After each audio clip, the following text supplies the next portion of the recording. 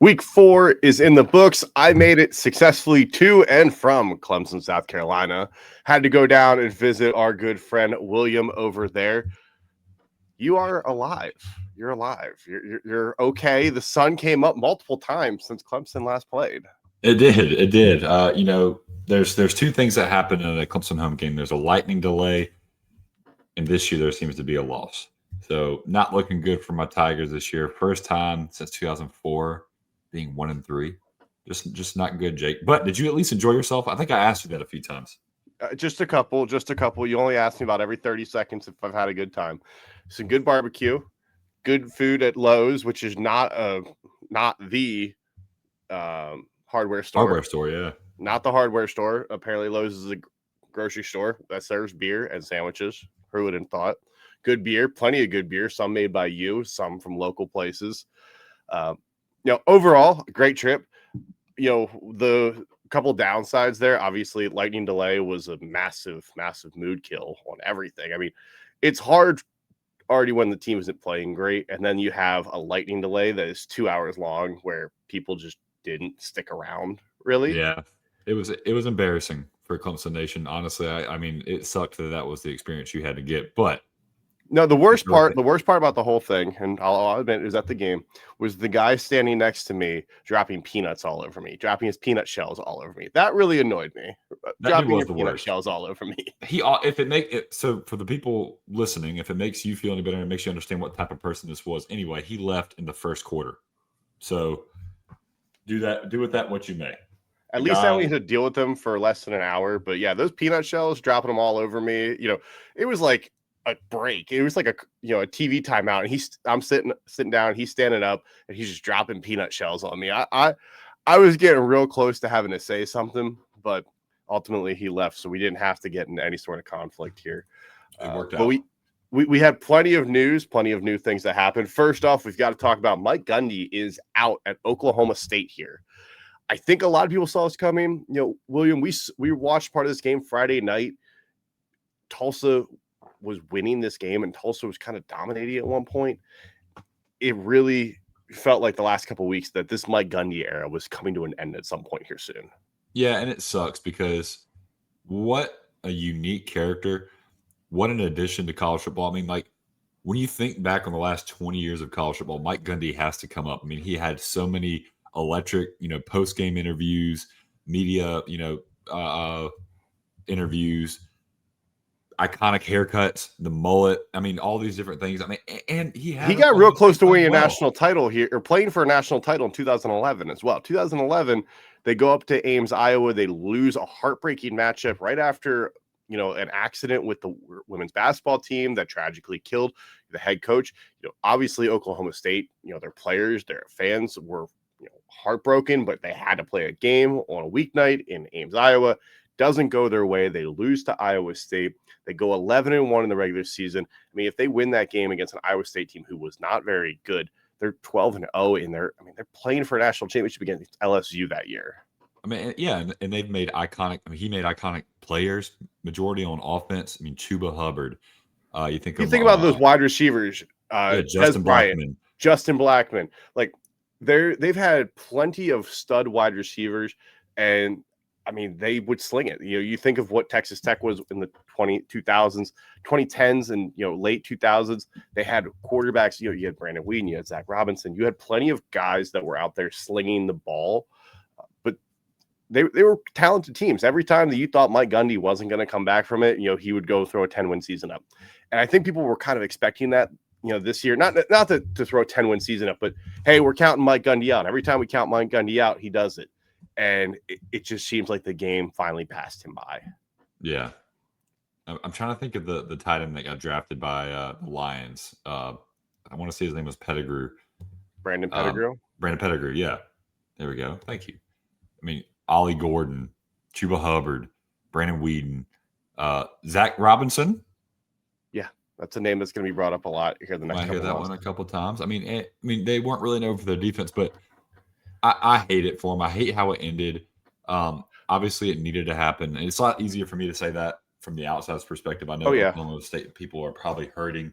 But, man, 20-plus years of great football, getting Oklahoma State on the national stage. I mean, it was just these past 2 years that they struggled. So hats off to Mike Gundy for making a hell of a career and making college football more enjoyable for me. Yeah. I do question the timing though, because they played on Friday night and they waited till Tuesday to make the official announcement. Mike Gundy had a press conference earlier this week already. They probably didn't want to. I mean, this is a. I'm guessing there was some booster pressure here that, hey, this isn't working at this point. It's been over a year since they beat an FBS opponent. Their only win this year is against an FCS team, and their last FBS win was the 14th of September in 2024. They lost the final 9 games of the season last year. That was the game they came back and beat Arkansas, correct? I believe it was that game. They were down 21, came back and won that game. Another thing that was strange with his firing, the AD came out and said they were going to honor his buyout. Does that mean he resigned? Or why would you say I'll bet you some sort of mutual parting of ways. I don't know. I'm sure there was some sort of mutual parting of ways. I don't know how they're going to do what that manages, but the buyout I saw was relatively small in terms of which $10 million obviously is not a small number, but in terms of coaching buyouts, I mean, when you have Jimbo that had a $78 million buyout just a couple of years ago, like $10 million is chump change to these athletic programs at this point. I'll be curious where they go ahead. Go ahead. I'm going to say I'm curious where they'll go with this coaching. Zach Robinson's a name that's going to be brought up a ton. G.J. Kinney at Texas State's been brought up already. Ben Arbuckle from Oklahoma, the offensive coordinator's name that's been thrown around too. I got one. There's a guy just recently on the coaches market. Dabo Swinney. What about Mike? Damn, that hurt, Jake. That hurt. What about Mike Gundy? Ooh, Oklahoma State quarterback. Yeah, he's got ties to Oklahoma State. He does. I'm pretty sure he's still in the area. I hear that he has a residence in Stillwater. Yeah, so I mean, don't rule it out. Don't rule it out. Yeah, we'll see where it goes with this one. I'll be curious. Sam Pittman. I mean, Bobby Petrino apparently behind the scenes is already lobbying to take over the job, which is an interesting case. Well, Sam Pittman had to know that was going to happen when they hired him. I don't think Sam Pittman there's no way he had a hand in that hire because he had to know that Bobby Petrino's skeevy behind was going to do this. This had to have been the plan all along. If Bobby Petrino gets named as the interim head coach, I need him to start his press conference, the first one he takes over, with a neck brace on. With a neck brace. Yes. I need that more than I need air. Or Sam Pittman needs to have a neck brace on his way out. Yes. I need something with a neck brace more than I need air at Arkansas right now. If Arkansas beats Notre Dame this weekend, all this will go away. Oh, yeah. You're going to quash so many of these rumors, but the more you lose, especially losing to Memphis, like the way you lost wasn't great. Let's be honest. Memphis is a really good G5 team. They are. Let's give Memphis their flowers. But the rest of college football and probably your boosters don't see it that way. They don't care. They see that you lost to Memphis, and that's a bad look. But I mean, for people who watch the game, you know that Memphis is a hell of a football team. But Arkansas, it's not that you lost to Memphis, in my opinion. It's that you lost to Oklahoma State blowing a 21-point lead. You lost to Memphis having a 10-point lead. No, it was even bigger than that. It was a double-digit lead in the fourth quarter. They had a double-digit lead. I don't know if it's double-digit in the fourth quarter. But then, the way they lose is, back-to-back weeks of, heartbreak. It's hard because you feel like you're so close, but you also feel like you're not making the progress you need to. And I mean, an SEC program is not going to take lightly to losing to a Group of 5 program. That's just the standards that SEC programs have. Arkansas views themselves where they should be contending, and they should be closer to the college playoff. In this NIL world, Arkansas has two things. Number one, they're in the hotbed. They have Walmart. They're in the hotbed of college recruiting. And number two, they have Walmart. They have Tyson Chicken, and they have Jerry Jones, who has been very open wanting to invest into Arkansas's football program. And you have a guy in Jimmy Johnson who would probably be willing to donate and help out that program. So why is Arkansas struggling so much? What is it about Sam Pittman? I don't get it. Now, Petrino has the offense moving in a better direction, but man, Arkansas, that's what you want to do? You're going to replace him with Petrino? You're going to do that again? There has to be someone. I bet you John Gruden goes to Arkansas, would want to go to Arkansas. I would rather have John Gruden than Bobby Petrino. We've been down that road.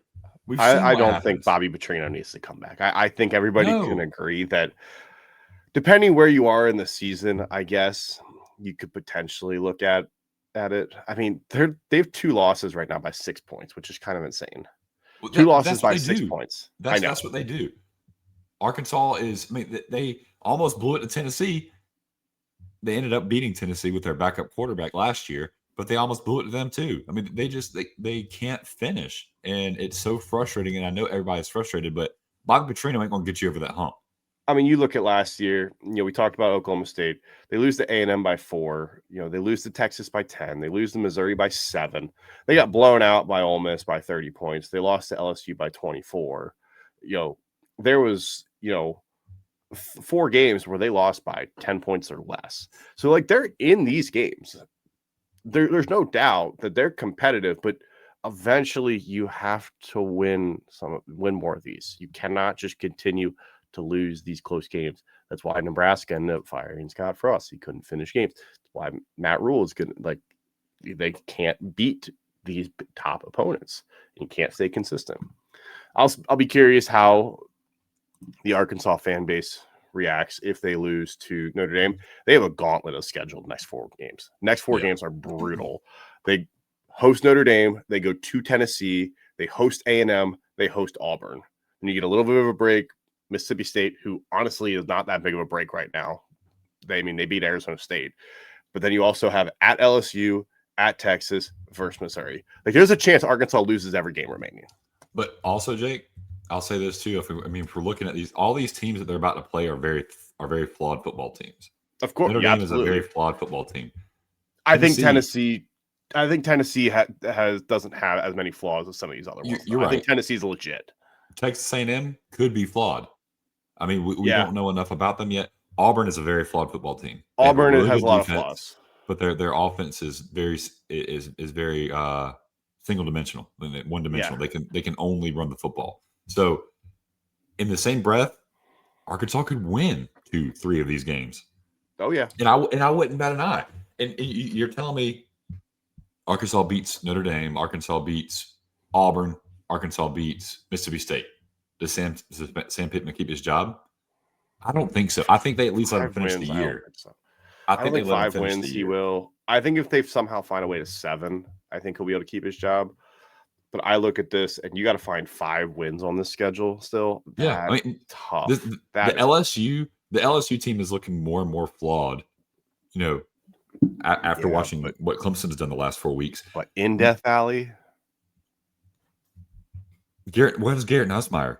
We'll know a lot more. Yeah, we'll know a lot more. I think 5 wins is ambitious. I think 4 is possible. I think they can get 3 for sure, though.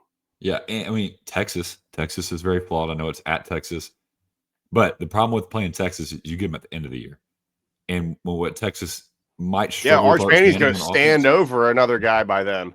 That ain't it, man.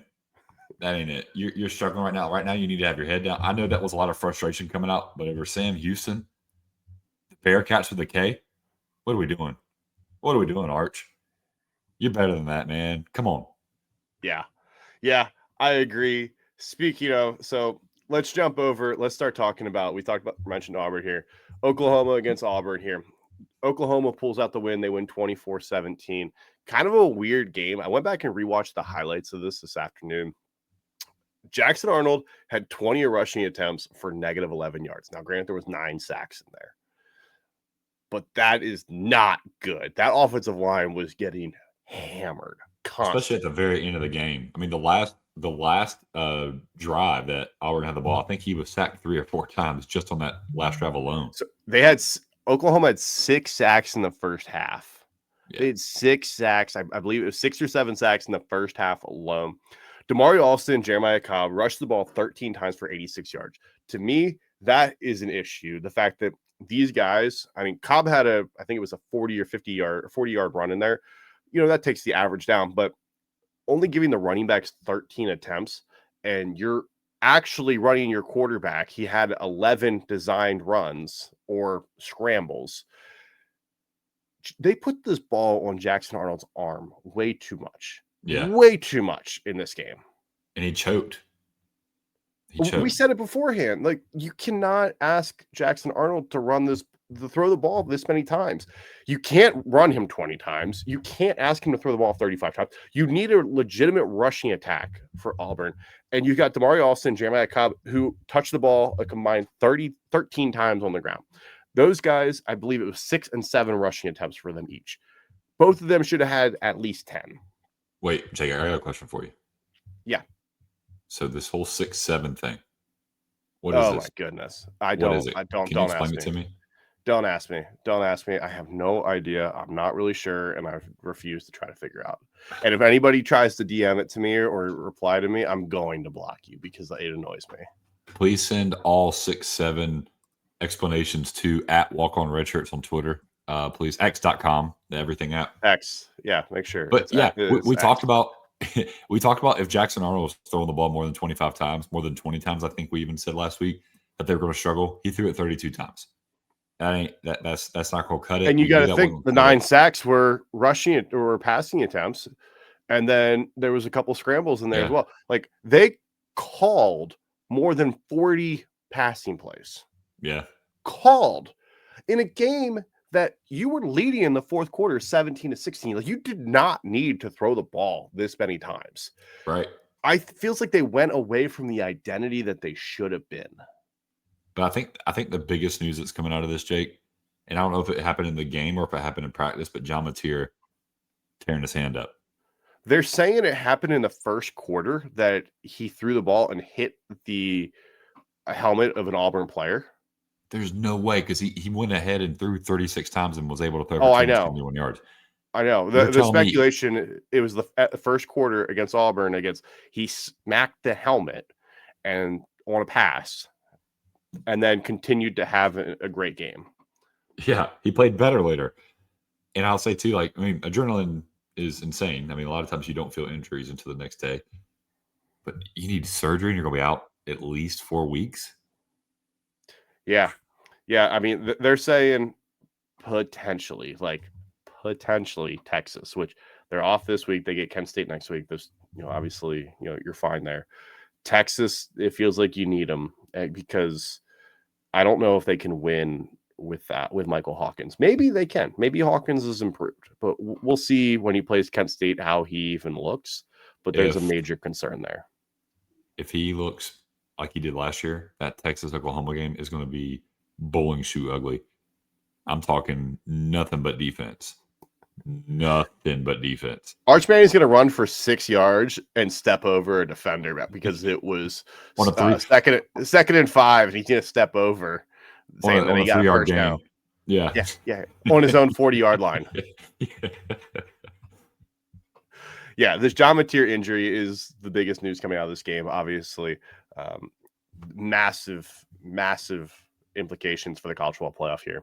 We'll see how that's for the Heisman Trophy. I mean, I think he was a lot of people's favorite to win the Heisman. He was the betting favorite this week. Yeah. So, but another thing I want to talk about is quit saying Oklahoma freaking cheated because they ran that trick play. I think it was College Football Nerds even went out there and said, well, it's against the spirit of competition. Like, give me a freaking break. You know what you want to do when you play a football game against somebody, Jake? You know what the goal is? To win. They didn't break a rule. Was it a gimmicky play? Absolutely. Gimmicky plays happen all the freaking time. You need to be prepared for it.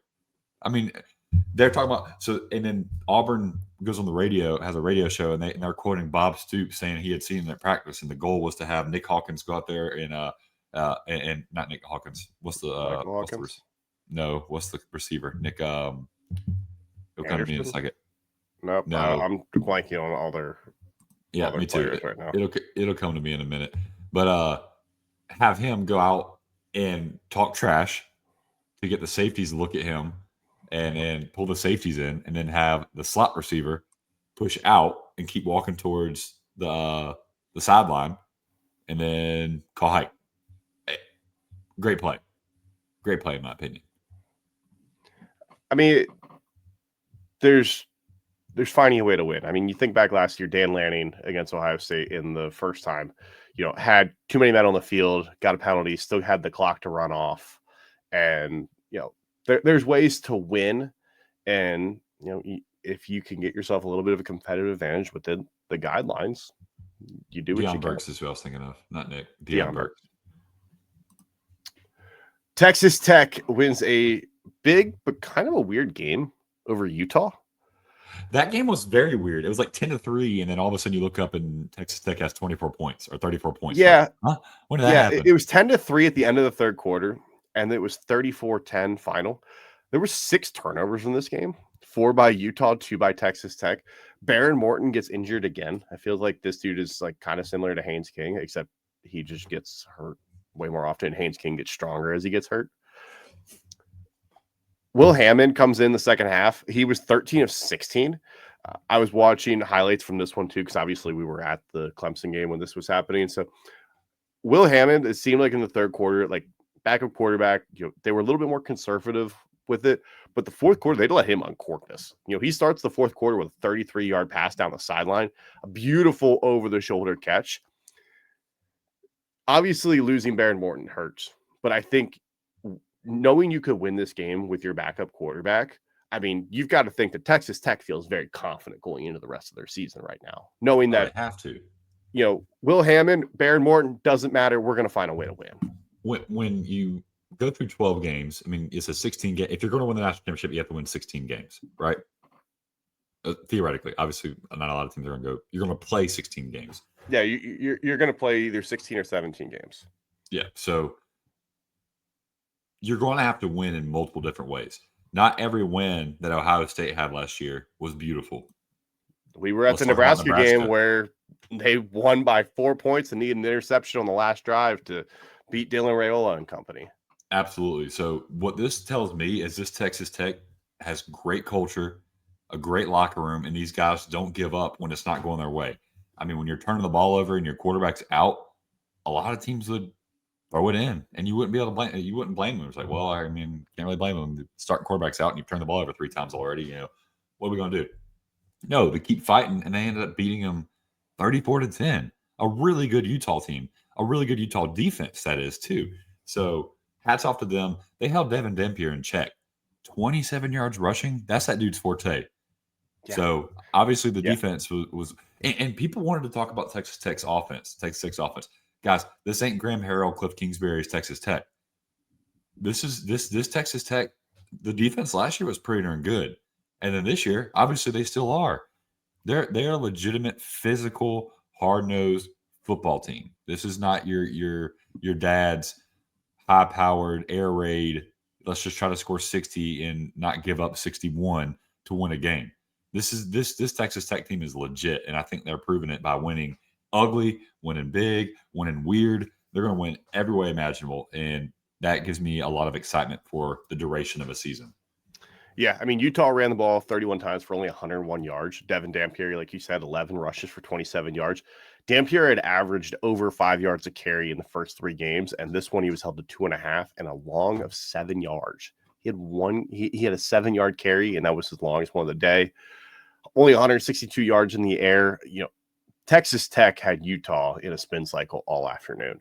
We all thought that Utah, maybe they were really good after watching Devin Dampier the last couple of weeks, but they really hadn't been tested. Now the question is, how good is Texas Tech?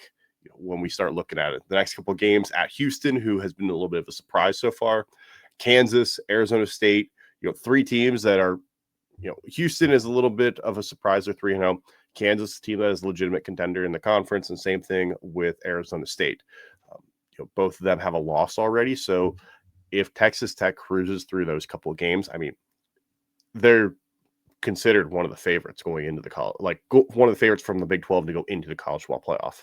Yeah, and don't count Baylor out yet. I know they've struggled, but they've played a pretty tough beginning of the season. I mean, they took Auburn to the wire. They took SMU to the wire, ended up beating SMU. And is Kansas State dead? I think Kansas State is dead. They're 1-3, and I mean their one win is an FCS opponent. Let's rank the 1-3 teams. Would you rather be Clemson or would you rather be Kansas State right now? Clemson. All right, call it. At least they beat an FBS opponent so far. Call it. The Kansas only win is 3 points over North Dakota. Not even the good team in North Dakota. It was the worst team in North Dakota.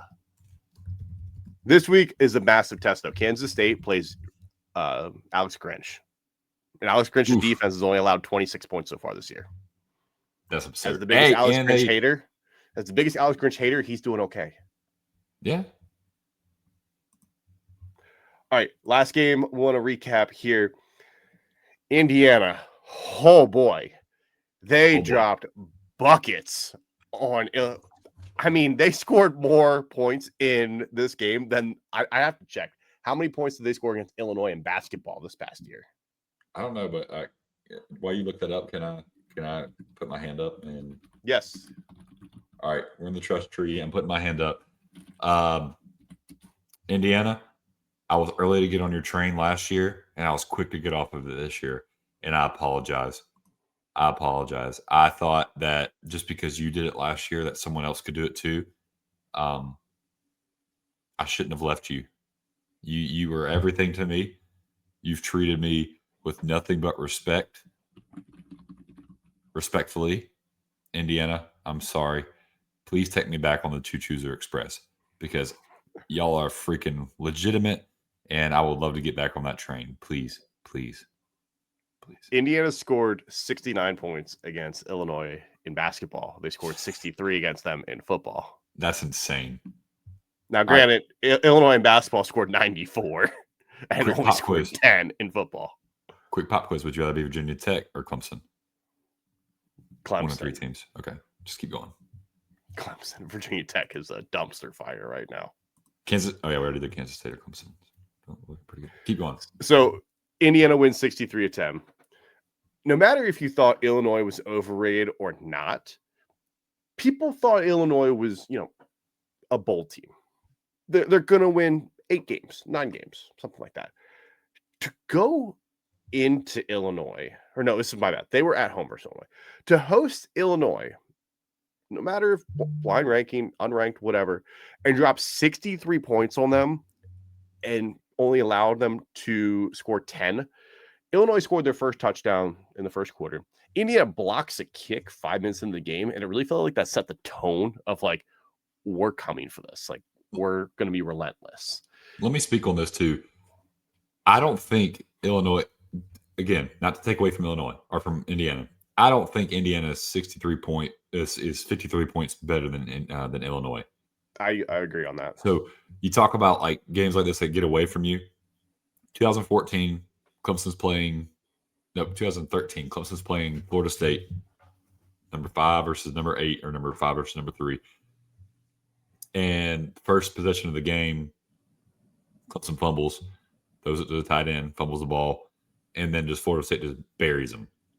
And you kind of just like lose your mojo, and it's just like a wonky game. And I think if Clemson plays that game again, if Florida State play that game again back in 2013, I don't think Clemson gets drummed by 40 plus. Just like I don't think Illinois would get drummed by 40 plus. Sometimes these games just get away from you. And the best thing you could do is move on and burn it. I don't know is a bad football team. I think you made a great point on Twitter today, Jake. I don't think Illinois can make the playoff at this point, even if they go undefeated. But no, I think 11-1. I think they're in the playoff because there'll be a win over Ohio State in there, and then likely a Big Ten championship berth. And I think if you make if you make the Big Ten or the SEC championship, I think you're basically in.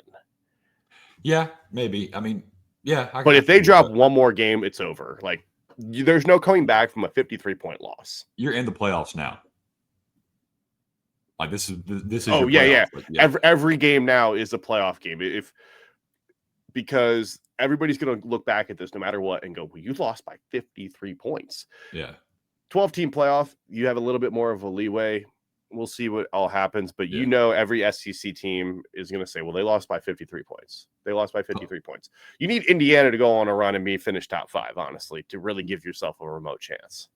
Clemson or Florida? I might rather be Florida. They have a better quarterback. Okay, so I'm getting the power rankings. It's Florida, Clemson, and everybody else. Okay. I And mean, Billy DJ Napier Lagway, used to coach at Cade Clemson, Klubnik. DJ Lagway, Cade Klubnik. I mean, neither are great. One's always hurt. The other one's just complaining about injuries. Hey, he was right. They find him. Yeah. He was right. They catered to Clemson's complaining. Fernando Mendoza has only thrown 10 incompletions his last 3 games and has 14 touchdowns. Yes. I was wrong about Fernando Mendoza. I think I was too. I was a hater.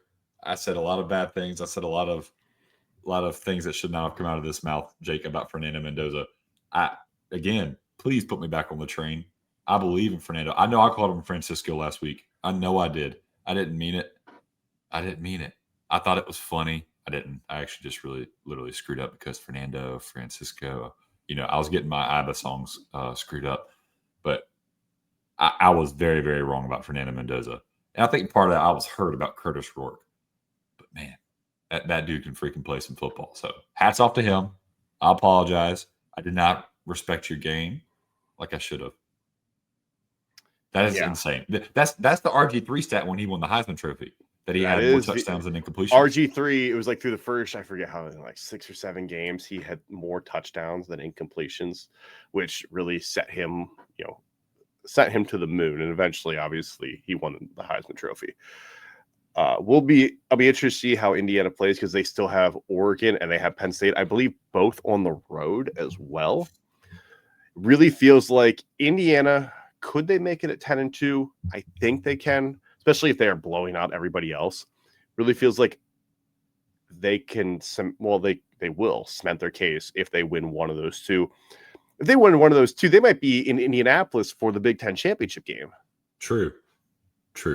I mean, and the defense has been phenomenal. The defense, one thing that I overlooked when I was doing the preseason predictions, when we were doing the preseason predictions, was the fact that Indiana was bringing back essentially their entire defense. That is massive. And then what is the wide receiver's name that is absolutely phenomenal? Is it Elijah Surratt? Not Elijah Surratt. Hold on. Omar Cooper Jr. Omar Cooper Jr. is a freaking beast, Jake. And as long as they keep feeding him the ball, that team is going to have a dynamic offense. I don't care how well you can run the ball. I don't care who Fernando Mendoza is. Omar Cooper is going to be the next dude coming out of there. I mean, you think of Tevin Coleman. You think of who is the big receiver that came out of there recently. Now that I'm trying to, go on this rant about how Freifogel, not Freifogel, but that was another one. He was a big red zone target. There was a couple dudes in 2020 and 2019 that were really good. That's what I'm thinking of as a 2019 guy. Yeah. I am very interested because I didn't believe Indiana was a playoff team. I think they were still going off of last year a little bit. But now I'm a believer. I'm a believer that I think Indiana actually can make the playoff once again. They had Nick Westbrook. I'm trying to remember because there was one dude. Walt Filer was pretty good. Ty Freifogel, obviously. Simi Cobbs. Thank you. He was a freak. I loved watching him play football. Simi Cobbs was so good in 2017 and 2015.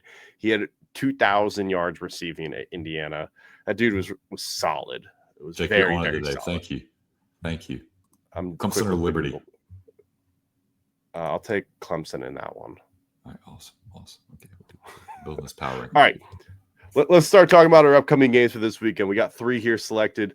3 possibly so far, outside of maybe week 1. Week 1 had really solid matchups, but this might be the second best top 3 of games. But I think the depth of the big games this weekend go really deep. You'll see when we get into our walk-on weekly 10 that there are 10 really good games this weekend. Really good games. But the top 3, I think, fall right behind week 1. I think, the first one we got, Oregon, Penn State. This seems like a week 1 game because we don't know anything about either of these teams. This feels like kind of like a week 1 game. And so let's talk about it. So keys to success here. So Penn State, what do you think are their keys to success this weekend? Okay, so number 1, you've played Nevada, you've played Villanova, and you've played FIU. Okay, I hope all your cobwebs are out. Bye. Yeah, and then an actual bye. So 4 byes coming into week 5. I hope you got your cobwebs out. I hope you've gotten the pregame jitters. This is a big matchup. Drew Allar had success against Oregon last year in the Big Ten championship game. And if he can do that again, if he can come in and identify the defense like he did in that game, with the amount of weapons they have now in this offense, I think he would be a lot better. So like last year, I'm trying to pull up his stats. They scored 30 points on an Oregon defense that was pretty darn good, and that was a Penn State offense that was really bad. It scored 37 points against Oregon, and Drew Allar played decent. So if he can have a similar game that he did against Oregon back then, I think they have a good shot because, like I said, they're more balanced on offense this year. It's not just Ty Warren and everybody and the running backs. You have 2 good running backs, and then you have a pretty deep stable of wide receivers that just need to show up. And Drew Allar just needs to not beat on his leg. You've got the crowd behind you, so that could help. And the next one, feed the crowd. So when you get a big play, celebrate it. Get the guys into it because what's going to get Oregon to flinch is to have that crowd. I mean, that's going to be a massive, massive crowd, wide out. It's a night game. This is going to be legit. So can't wait to see that part of it. The crowd is going to be insane. I mean, Mo Bamba became iconic because of Penn State playing Michigan, right? If I remember correctly. So that's a video game now because of that game, because of that environment. This environment is iconic for multiple reasons. If they can get that crowd going, then Oregon's going to flinch. This is Dante Moore's really first time playing a big-time opponent in the Big Ten. He's coming across the country. It's going to be uncomfortable for Oregon. They're already having to travel. It's going to be loud. It's going to be dark. That crowd is really, really going to be give Oregon. Sorry. Yeah, I mean, it's not going to be the one thing I will say that is so Dante Moore has played in, I would say, bigger games. Obviously his first one at Oregon of this magnitude, but I mean, he was the starter at UCLA. That was kind of a weird year.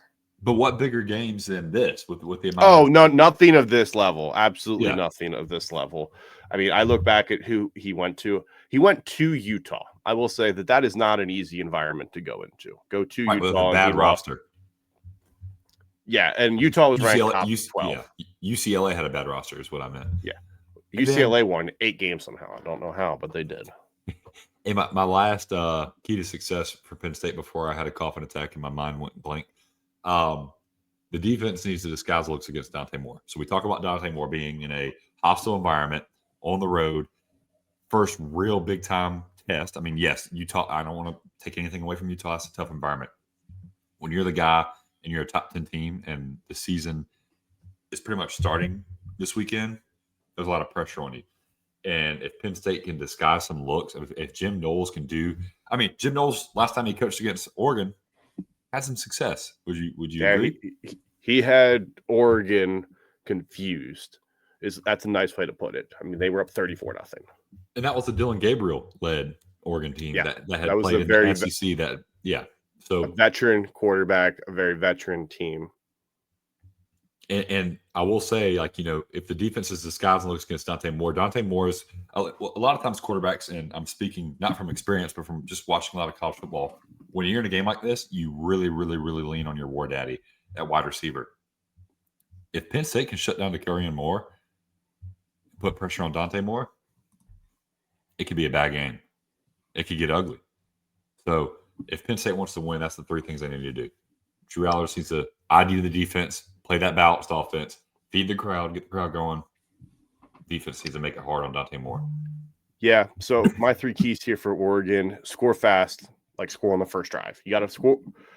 You cannot have the first drive go 3 and out. Like, you're just going to absolutely feed the crowd.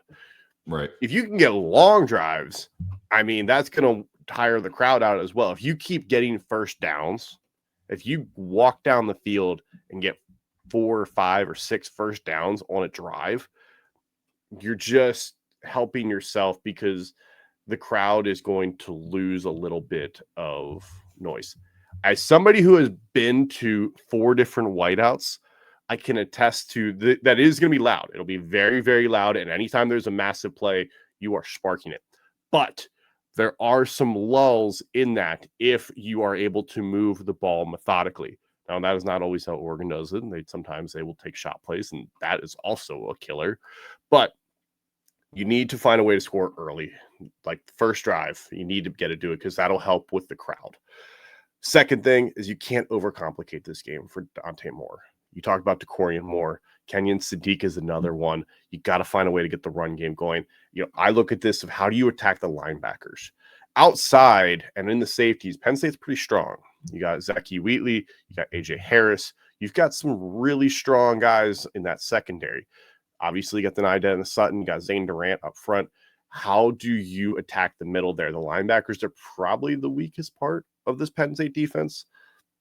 Not saying that they're bad by any means. I'm just saying the secondary and that defensive line, I think, are where your strong suits are.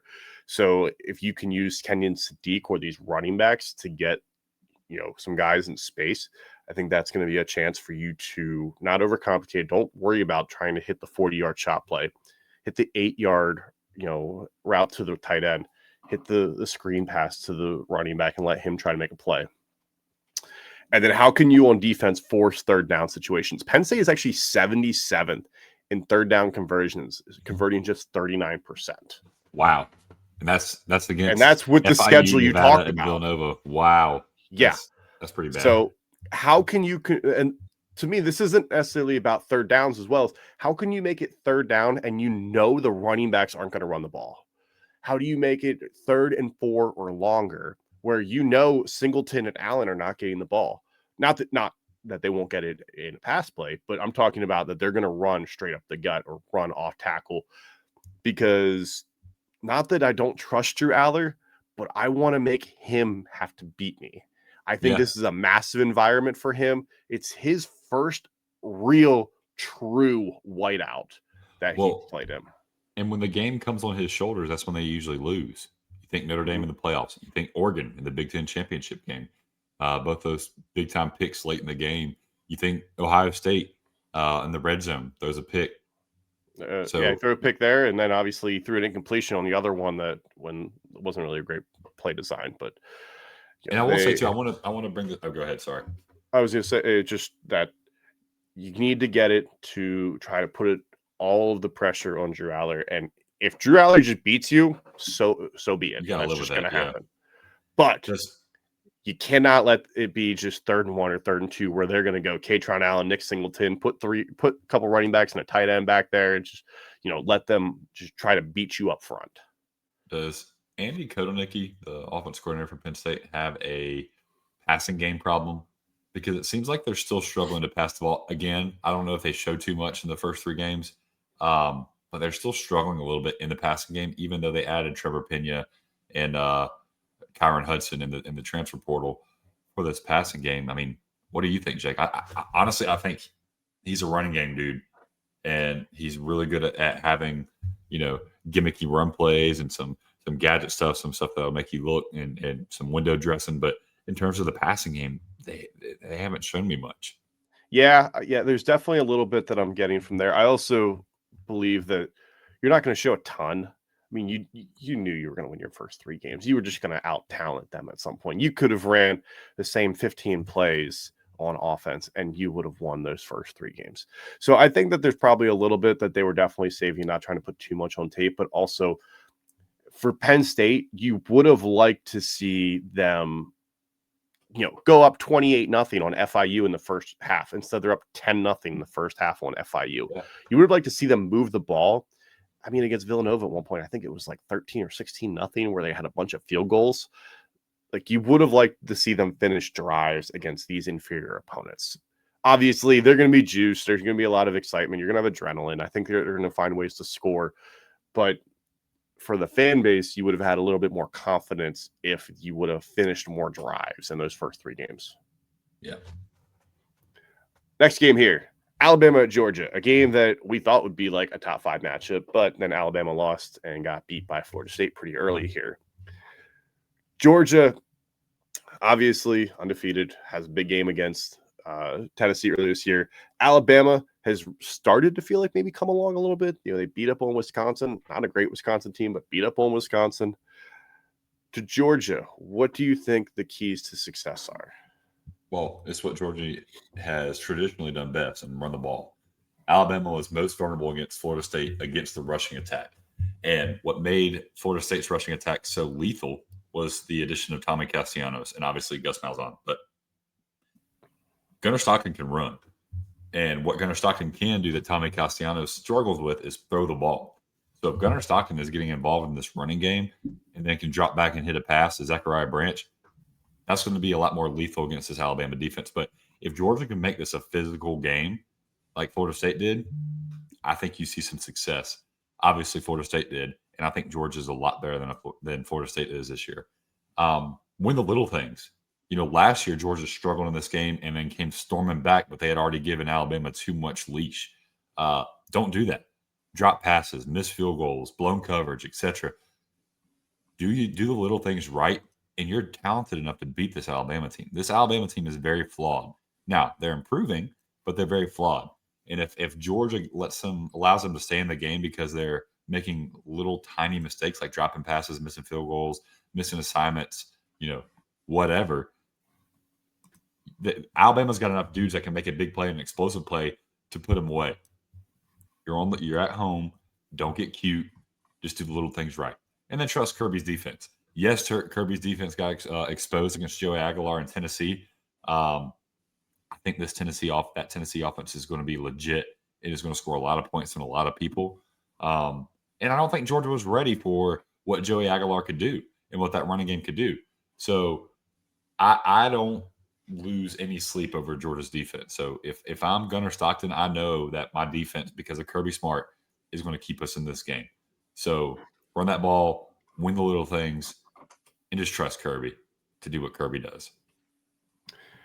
Yeah, for Alabama here, so Jam Miller's going to make his debut this weekend. If you remember, he got hurt. I believe it was his collarbone back in camp. Going to make his debut. Alabama has not been able to run the ball efficiently so far. They did against UL Monroe, but that's fine. They won 70-0. Against Wisconsin, they ran the ball 22 times for 72 yards. Richard Young had 4 carries for 3 yards.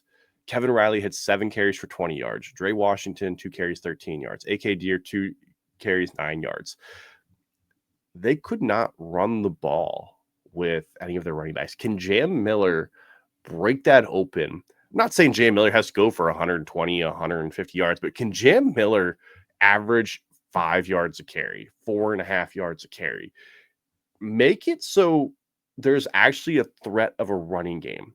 Ryan Williams had a little bit more of a breakout game against Wisconsin, had 5 catches, 165 yards, 2 touchdowns, had a crazy 75-yard touchdown reception, where he juked out a defender.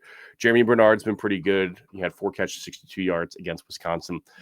I think Alabama's going to be able to move the ball passing it, but similar to what we talked about, in the past weeks with throwing the ball, I don't know if I want Ty Simpson throwing the ball 40 times.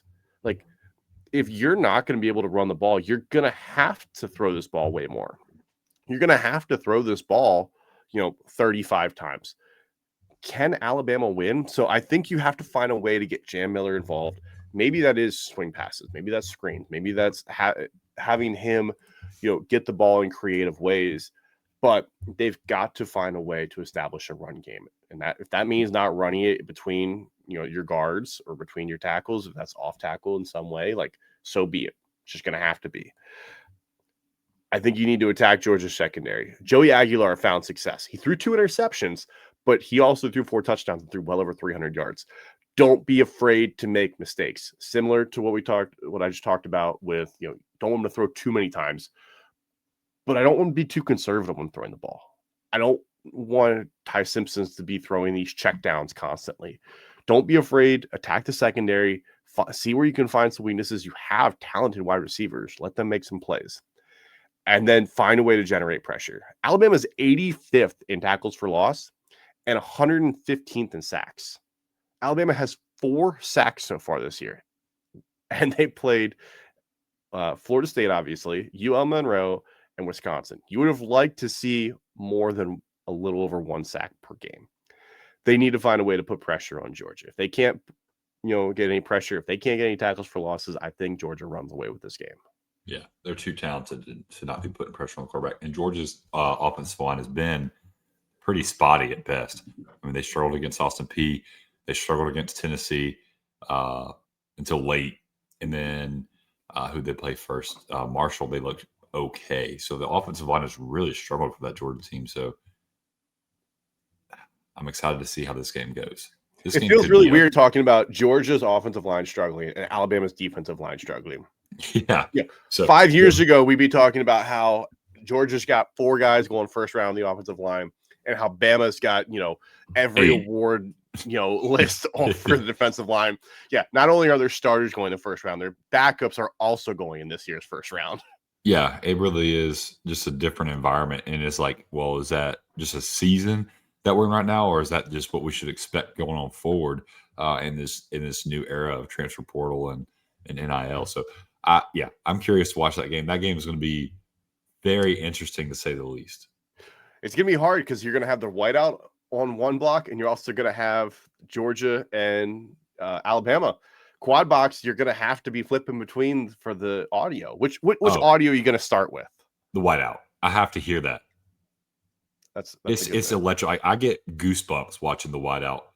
And I mean, I remember watching the Penn State Michigan game when Mo Bamba was playing live, and I just remember being like, "Oh my God, that is the coolest college football environment I've ever seen in my life." It is deafening. Like, I wasn't there for the Mo Bamba, but I've been there, and I mean, it's loud where you can't hear the person next to you. Yeah, who was the Michigan quarterback that year? Was that JJ McCarthy?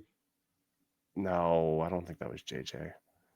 I think that was 2019. I think it would have been Shea Patterson is my guess. Shea Patterson. That's it. That's the answer.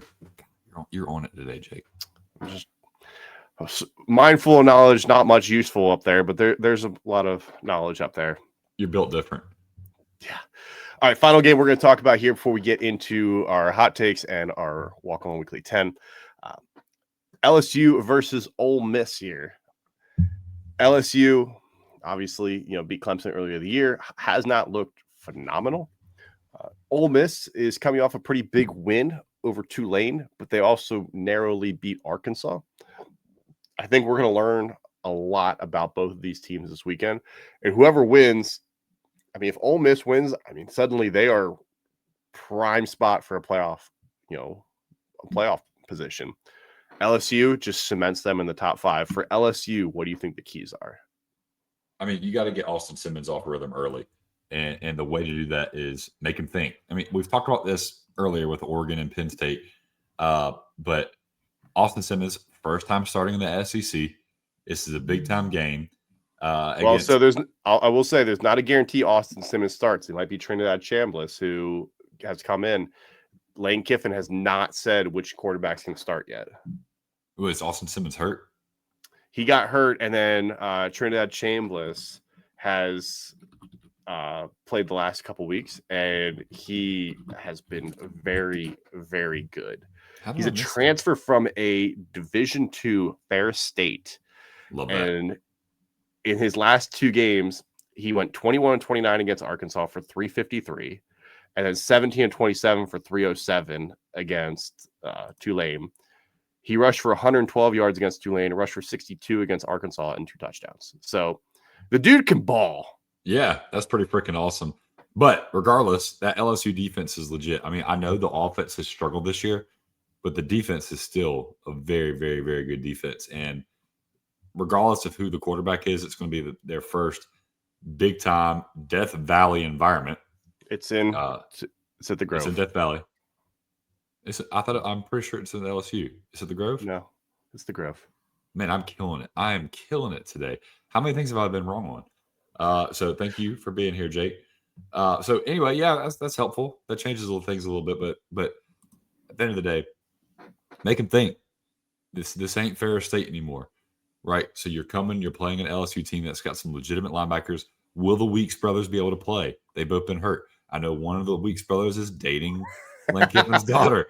So what a week to announce that, nonetheless. That could help you a little bit. Who is that a bigger mind game for? Is that Weeks for, hey, the coach's daughter announced he's dating, or Lane Kiffin, hey, my daughter is dating the opposing linebacker? I think it's a bigger mind game for Lane Kiffin, but he played. Do you think he knew about this already? He had absolutely. I loved how he said take the over. That was awesome. He's like, I'm gonna take it out on this man. And if anybody's gonna do it, it's Lane. But LSU, allow the offense to be methodical. Garrett Nussmeier has struggled this year. He looks great at times. The rumor is he's hurt. He's battling injuries. But run the ball and take advantage of the screen game. Make Ole Miss play a position. Make them play with their hair on fire, and just don't turn the ball over. So the last thing you need to be doing as LSU with a struggling offense, but a legitimate defense, is giving a Lane Kiffin coached offense multiple chances.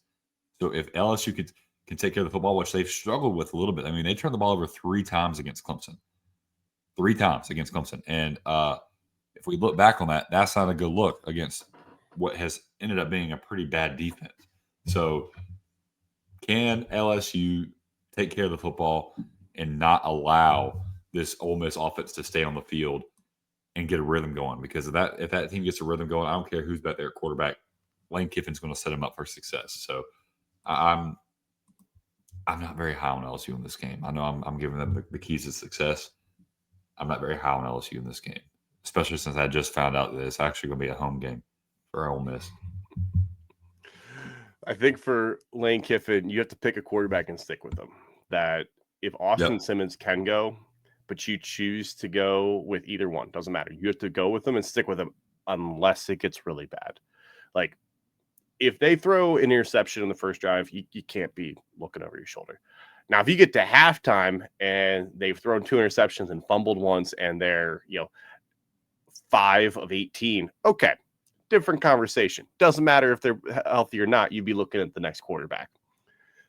But you need to allow whoever it is to potentially work through their bumps and bruises, because you can't be having the quarterback overlook his shoulder. Whoever it is, ride with them. Right. Second one, find a way to stop the run. Ole Miss is 115th in defensive yards per carry. The good news is LSU is 109th in yards per carry. So we have a movable object versus a stoppable force. Yeah. Which terrible one is going to win? Because you have to wait to stop the run because you're not good at it. The good news is LSU is not good at running the ball. Right. So, well, don't say that to Brian Kelly. Did you not see the last play of the game against Louisiana Tech? Congrats. Yeah. So your stoppable force has to meet your movable object, and one of you have to win somehow. And then you need to hit on big plays. So Ole Miss is actually first in 20-yard plays in the country. 25. They have 32 plays of 20 yards or more, 25 of them being pass plays. LSU is tied for 11th, only allowing 8 so far, with 7 of those being pass plays. So if there's one way that you might be able to, LSU, they haven't really allowed any rushing plays, but they have allowed some passing plays. They've allowed 8. I think they're around 20th. It's not great, but you obviously can win those shot plays. You've used both quarterbacks. You can win some of those shot plays. How can you get some chunk plays and move you down the field? Because I don't think you're going to methodically move down the field. Find a way, move the ball, passing it. I don't think it's going to be running the ball as much, but maybe it's a scramble. Find a way, hit some shots down the field. Harrison Wallace has been one of the better receivers in the SEC. Got to find a way to get him the ball. Yeah, he was terrible at Penn State. So, again, that comes back to, was it Andy Kotelnicki? Was it Drew Allar? or did Harrison Wallace just get developed and now he's in a great offense? I mean, Did Harrison Wallace get developed in the matter of 6 months? I mean, it could happen, maybe. Better system for him. All right, it's time for the Gridiron Spiciest take of the weekend. Just like our bold college football takes, Gridiron Spice Company brings bold flavor to every meal. From their signature varsity blend to the fiery hot route and Cajun-inspired go long, these seasonings are built for game day. Head to gridironspiceco.com. Use code WALKON for 10% off your order. Gridiron Spice, where football meets flavor. You hit yours. I got close on mine last week. Last week, you said Florida doesn't score a touchdown. I thought they did. Florida did? 10 points, didn't they? Oh, you're right. Maybe they did. I just remembered it was like 25-3 at one point. I mean, they only scored one. Never mind. I thought I was trying to give you credit for a win, yet here we were. And, I'll take it, though. You know, no, never mind. It was 26-7. I thought it was 26-3. My bad. Never mind. You didn't win. You got really close, though. And I got really close. I said Dylan Raiola would set his career high in passing yards. He threw for 308. He needed to throw for 360. Got pretty close. Spiciest take. We both are going with a similar route instead of picking something specific. A little more broad here. I'm taking Arkansas to beat Notre Dame this weekend. I think Notre Dame's defense has been iffy at best. I mean, they get 30 to Purdue last week. I think Arkansas is going to move the ball. I think Arkansas beats Notre Dame this weekend. I like that. I like that pick. I mean, like you said earlier, Sam Pittman's coaching for his job. Taylor Green is a phenomenal running quarterback. Notre Dame allowed a running quarterback to throw for about 300 yards on him, but 17 completions, but we won't talk about that again. So I like that pick. I like that pick a lot. That's a pretty spicy pick. Is that hot route or is that varsity? I think it's varsity. I think just a signature blend. Just signature. We're not going anything crazy on that one. I think I'm going hot route. I think I'm going super hot. Penn State gets blown out at home by 14 plus points. Ooh. And let me tell you why. The theme of this college football season, a lot of times these college football seasons will have a theme. The theme this year has been preseason favorites struggling. You talk about Clemson. You talk about Florida. You talk about South Carolina. You talk about Texas. You talk about Notre Dame. All these teams have been struggling. The other name that was always in those lists with all those teams, excluding South Carolina, was Penn State and Drew Allar. And we haven't seen him get tested yet. So all these big-time quarterbacks that we thought were going to have phenomenal years this year, they've been tested, and they have stunk. Can Drew Allar be the anomaly, or is he going to be another statistic? I think he could be another statistic in this game, Jake. I really do. I'm starting to really buy in on Dan Lanning and in this Oregon Ducks offense and team. So Penn State gets blown out at home by 14 plus. Sorry, Landon. Sorry, anybody that's a Penn State fan listening. That is a bold take here. All right, let's jump into our picks for this weekend here. Walk On Weekly 10. These are brought to you by Battle Bets. If you are not joining Battle Bets yet, go and check them out. Go make sure that you sign up. Walk On Red Shirts as your referral. You can play with fake money every single week. We are hosting a group where you can win Walk On Red Shirts merch every single week. We're giving away a free Band Fall Weddings shirt for this week. If you need help getting signed up, let me know. Send me a DM, send me a tweet. I will get you the link. I will get you in, and you can join and play against us. Making bets, prop bets, over-under spreads, free money, but the winner gets a prize every single week. Yeah, and it's all the fun of betting without losing money. I mean, obviously, that's the best part. One of the part of betting is making money. You don't have to go out there and spend money if you don't want to. You just go out there and compete with your boys. Exactly. Well, what happened? A little bit of competition, a little bit of pride from beating your boys. Absolutely. Come join us in Battle Bets. Prove that you're smarter than us. Most people are. Prove that you're smarter than us and make better bets than us. Last week though, we were pretty good. I went 7-3. You went 6-4. Pretty solid week for the boys. Yeah.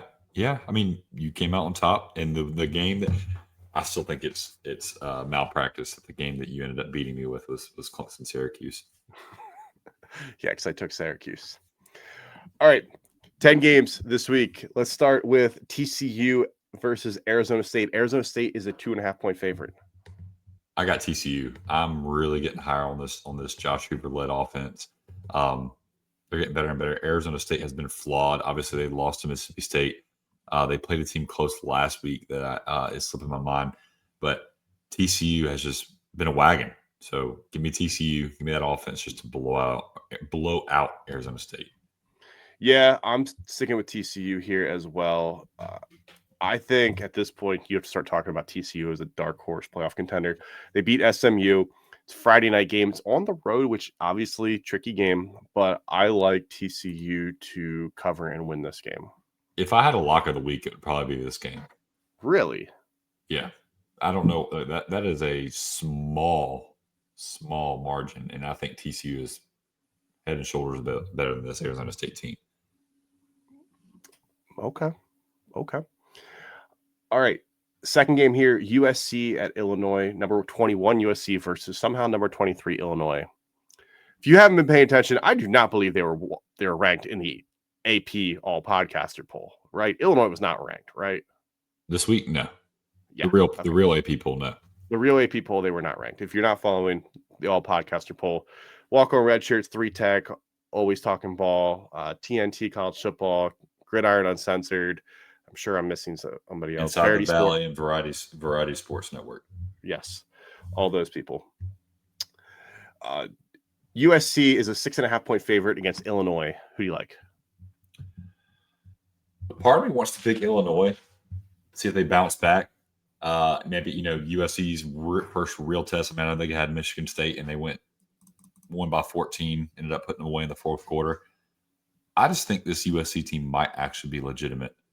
So give me USC to kind of put a cap on this Illinois season. Yeah, I'm taking USC in this game as well.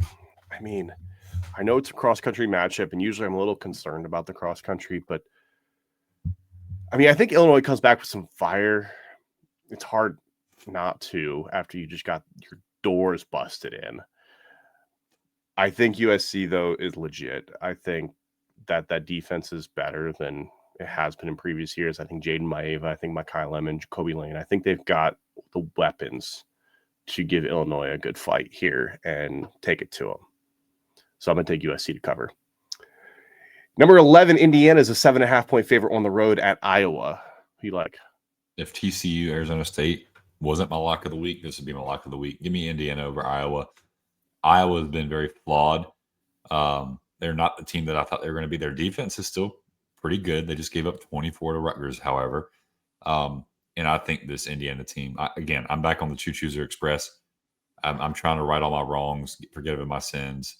Pope Fernando Mendoza III, I need you to save me. So, yeah, this is my backup lock.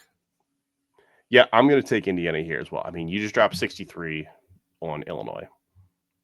I'm not picking against you. I'm not picking against Curt Cignetti right now. I put this out here real quick. How many programs do you think would trade? How many programs do you think would not trade their head coach for Curt Cignetti? How many programs would not? I think it's like 10.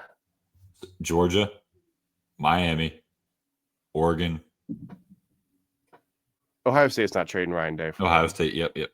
Penn State. I mean, Texas, would you? Sark maybe? Texas. I don't know. Nah. I mean, this is where you start getting into the iffies. Texas Tech. Would Ole Miss trade Lane Kiffin for him? Would LSU trade Brian Kelly? Would Alabama trade Kalen DeBoer? So I don't think the LSU. So that's probably where you would. That's probably the threshold is LSU, because I don't think the brass there, regardless of how he's doing this year, like him. And he's winning, and they still don't like him. And usually, winning cures all, and they still don't like him. I think that's the threshold right there is LSU. Like, I don't think Notre Dame, even no matter what they do, I don't think Notre Dame trades. I think they're happy with Marcus Freeman. Yeah. Oregon's not trading Dan Lanning. Like USC, would they trade Lincoln Riley for him? They might. Maybe. I think Curt Cignetti, I think like Mike Norvell at Florida State. Like there's a bunch of like, I think you could make a case. Yeah, there would be a conversation. You're not going to walk him out the door and say, yeah, see you, and thanks for coming by. I don't think Clemson would take him. I know I'm biased. I don't think they would either. Like Tennessee, I think they stick with Josh Heupel. Yeah, Tennessee's got a good but thing Mizzou going. with Eli Drinkwitz, that's an interesting one to me. Would Mizzou? I don't know. This is a great conversation for an off-season. Yeah. Anyways, Auburn is playing at Texas A&M. Texas A&M is a 6.5-point favorite this weekend. So, 2 games. I already have 2 locks. I would stay far away from this game. I'm picking Texas A&M, but boy, like don't sleep on this Auburn defense. This Auburn defense is legitimate, and you put some pressure on Marcel Reed, make him make mistakes here and there, and this Auburn team's right in your freaking face the rest of the game. I'm taking Texas A&M, but I'm holding my nose. I'm going to switch my pick. I'm going to take Auburn. I'm going to take Auburn here. I'm not happy about it, but I don't like either side of this. Yeah, I really think Texas A&M wins this game. I really do think Texas A&M wins this game. But I think this is going to be an ugly, close game, and I think Auburn's going to cover. Auburn might be one of the most battle-tested teams in the country right now. You talk about Baylor, you talk about Oklahoma, like 2 very tough games. They won one. They nearly won the other one. I think that they understand, and tough environments aren't going to phase them right now. Well, believe it or not, even despite their record, Notre Dame's a pretty battle-tested team right now. They're about to get more battle-tested. They are. They are very battle-tested. All right, let's go to Arizona plays against Iowa State, and Iowa State is a 6.5-point favorite this weekend. Give me Iowa State. I know they struggled last week against Arkansas State. Don't care. I am actually going to take Arizona here. I think Arizona is flying under the radar right now. They're 3-0. They beat Kansas State. Wasn't pretty. They whooped up on Hawaii. I think Arizona might be okay this year. You still have Noah Fafita. Nobody's talking about the fact that Noah Fafita is still in college. He's throwing the ball decently well. Has not thrown an interception yet. Only taken 7 sacks so far this year. I think that Arizona is going to give this a fight. I don't know if they win this game, but I'm taking Arizona to cover the spread. Number 22, Notre Dame is a 3.5-point favorite against Arkansas this weekend. We already know I'm taking Arkansas to win. So, spoiler, I in my hot takes, I took Arkansas. I just think Notre Dame's defense right now is in a bad shape.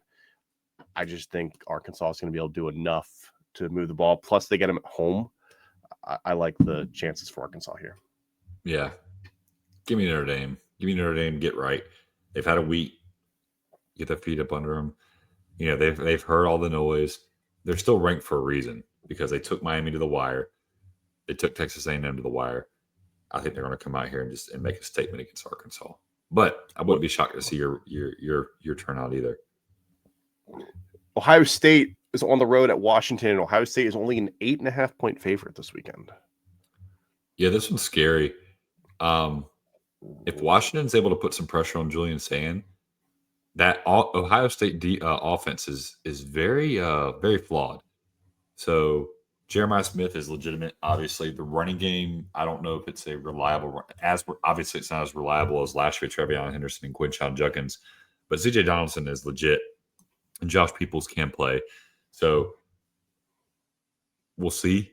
But if Washington can make Julian Sand have to win the game with his arm, I think they're good enough to stay in it and make it close, but I'm going to take Ohio State to cover. You can't bet against Caleb Downs and Jeremiah Smith. You just can't. I think this game is going to be tricky. Obviously, it's a 12:30 game local out there for Washington. Cross-country matchup tends to be tough. You usually see teams struggle when they have to go the whole way across the country. I'm going to take Ohio State to cover. I'm not super confident in this. I said before the year that I thought Washington will win this game. Ohio State's looked a little bit better than I thought that they would on offense. I think Julian Sands looked pretty good. He already played a pretty strong defense, but they really let him open it up. DeMond Williams is the best player they've played against so far on offense so far this year, bar none. DeMond Williams and Jonah Coleman are going to cause issues. How does Ohio State stop it? I don't know. But Caleb Downs is on the team, so I'm sure they'll figure something out. So give me Ohio State to cover the 8.5 points. LSU is a 1.5 point underdog to Ole Miss this weekend at the Grove. I like that spread. I think Ole Miss is about to spank them. I like that. I like Ole Miss this weekend. I think no matter who plays at quarterback, Chambliss looked good. Chambliss can play. I don't know whether it's Austin Simmons or him. I think either one is going to take it to LSU. I think they're going to win in this game. Number 17, Alabama is a 3.5 point underdog at Georgia this weekend. Oh, give me Georgia. I think we don't know enough about Alabama yet. Georgia's been tested. They're both, again, I keep saying this, they're both very flawed teams. These teams are not perfect. These aren't the Georgia teams and Alabama teams. And we don't have a clear-cut team that's just running through people. Maybe you can argue Miami. And Georgia and Alabama certainly aren't one of those teams. So give me Georgia to cover. But I think this is going to be a freaking heavyweight dog fight.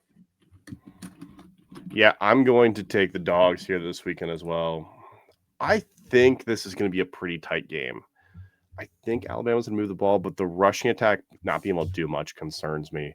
Jam Miller's back, but is he going to be able to do enough? I think it's more the offensive line, so we'll see. Yeah, he's got to be on a pitch count too. Yeah, they're not going to all of a sudden let him go run the ball 25 times. So I'm going to take Georgia to cover here.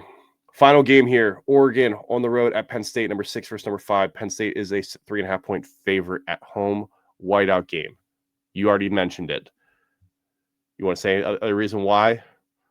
Yeah, I mean, I talked about it a little bit earlier. I think all these teams that have had the amount of hype around their quarterback situation, around the preseason hype and being favorites to win the national championship, have all struggled. I think Penn State is going to struggle in their first real matchup against a team that's already been somewhat tested in Oregon. Now, you can still argue, well, Oregon's only played Northwestern and Oregon State, really. But I don't know. I have more faith in Dan Lanning and that team than I do in Dante Moore than I do in Drew Allar and James Franklin. I'm going to take Oregon as well.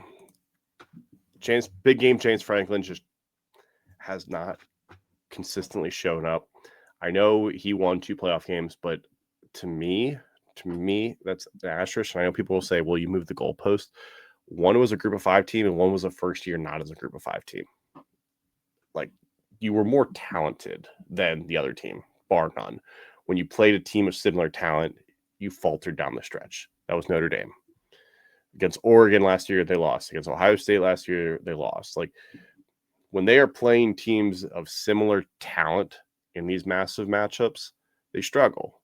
They struggle mightily. What can they do to win the little things? I'm not sure that they do. I'm not sure they can. I'm going to take Oregon here. Oregon's shown that they can win big games. They obviously lost to Ohio State, but they beat Penn State in the Big Ten championship last year. They beat Ohio State at home last year. I think it's going to be a tough environment. I do think Penn State is winning at halftime. I think Penn State is winning at halftime. I think Oregon has to come back and win in the second half. Like that. I can agree with that.